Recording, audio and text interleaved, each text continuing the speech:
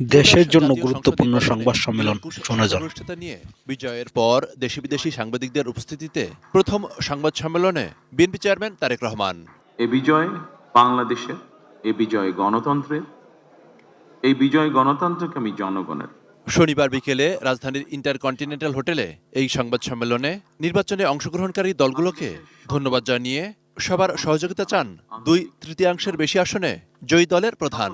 নির্বাচনের মাঠে হয়তো কোথাও কোথাও নিজেদের মধ্যে ভুল বোঝাবুঝির সৃষ্টি হয়ে থাকতে পারে, তবে এই ধরনের বিরোধ যেন প্রতিশোধ, প্রতিহিংসায় রূপ না নেয় সে ব্যাপারে সবাইকে নির্বাচনে ভুল বোঝাবুঝি বা উত্তেজনা যেন কোনোভাবেই প্রতিশোধ বা প্রতিহিংসায় রূপ না নেয় এমন মন্তব্য করে দলীয় নেতাকর্মীদের প্রতিও সতর্ক বার্তা দেন তারেক রহমান।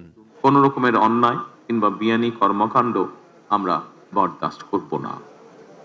দল মত, ধর্ম, বর্ণ কিংবা ভিন্ন মত যাই থাকুক, কোনো অজুহাতে অবশ্যই দুর্বলের উপরে সবলের আক্রমণ আমরা মেনে নেব না। জনগণকে দেয়া প্রতিশ্রুতি পর্যায়ক্রমে বাস্তবায়নের অঙ্গীকারের কথাও উল্লেখ করেন তিনি।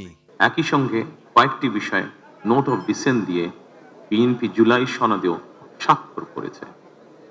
আমরা জনগণের কাছে প্রতিশ্রুতিবদ্ধ, প্রত্যাশিত প্রতিটি অঙ্গীকার পর্যায়ক্রমিকভাবে বাস্তবায়ন করব ইনশাআল্লাহ।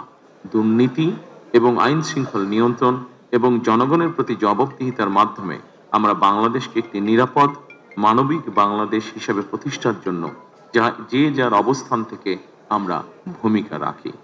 200-এর বেশি আসন পাওয়া ইলেকশন ইঞ্জিনিয়ারিং কিনা এমন প্রশ্নেরও জবাব দেন বিএনপি চেয়ারম্যান। আমাদের জনগণকে কনভিন্স করাটাই হচ্ছে আমাদের ইঞ্জিনিয়ারিং। সংবাদ সম্মেলনে ভারত, পাকিস্তান, চীন ও জাপানের সাংবাদিকরা নিজ নিজ দেশের সঙ্গে সম্পর্কের বিষয়ে জানতে চান। এ ব্যাপারে তারেক রহমান বলেন, বাংলাদেশের পররাষ্ট্রনীতি হবে জনগণের স্বার্থের ভিত্তিতে। The interest of Bangladesh and the interest of Bangladeshi people comes first. By protecting the interest of Bangladesh and the people of Bangladesh. Awami League কবে রাজনীতি করতে পারবে? ভারতীয় সাংবাদিকের এমন প্রশ্নের জবাবে আগামী দিনের প্রধানমন্ত্রী তারেক রহমান বলেন, দেশের আইনই এটা নির্ধারণ করবে। Many people in Bangladesh who remain supporters of the Awami League. What are your plans for reconciliation in Bangladesh?